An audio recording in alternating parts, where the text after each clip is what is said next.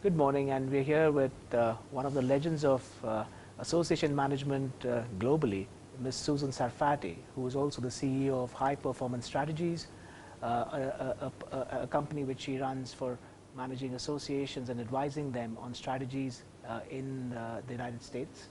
She, in the past, has been the CEO of various associations in the United States and is also a fellow of the ASAE. Welcome, Susan, to India. Oh, it's my pleasure to be here. Fantastic. Having spent a couple of days now in India, what do you believe have been your key takeaways with what you see with the association movement in India? I think the association movement is very, very vibrant. I've very much enjoyed this India Association Congress, and I admire all the people that have been here because they participated fully in the discussions. They asked so many questions that some of the sessions went later than we scheduled because they were so interested in advancing themselves and advancing their associations. So I think the association world in India has a bright future. It's bright already, and it has a very bright future because of the people that work in it and their commitment. Having advised associations globally, what do you believe would be some of the key pointers or the gaps which you believe exist in the association movement in India? In the association movement, what I think is most important is the individuals who are on the board of directors, and if the association has staff members, see themselves as leaders and are willing to innovate, willing to take risks, and willing to try new things to move the associations forward. All over the world, associations sometimes are very, very slow decision makers. And as they're debating issues, which is important to do to a degree, but not valuable to do endlessly and endlessly, one of the gaps that I see in associations is the inability to make quick decisions and move forward. Associations often want to get everything perfect, do more and more and more research before they make a decision, and sometimes the world is passing them by while they're studying issues.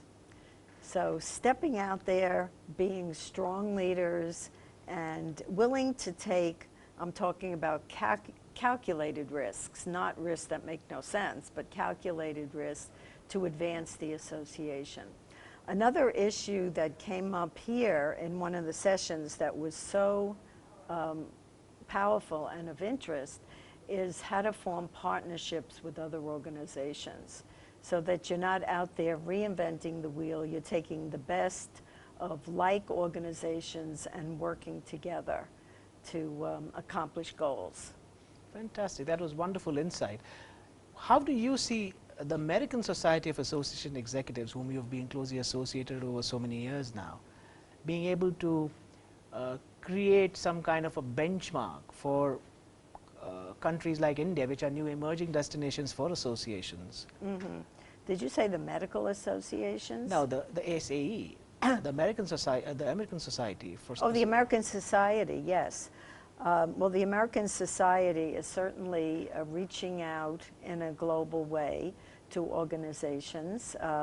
There are many study missions, not only run by the American Society, but the Commerce Department and other governmental agencies in the U.S., where it brings people from emerging countries that work in associations and bring them to the United States so they can engage in conversation not only with ASAE staff and board members, but other counterpart organizations to learn about best practices. And I think the learning is both ways.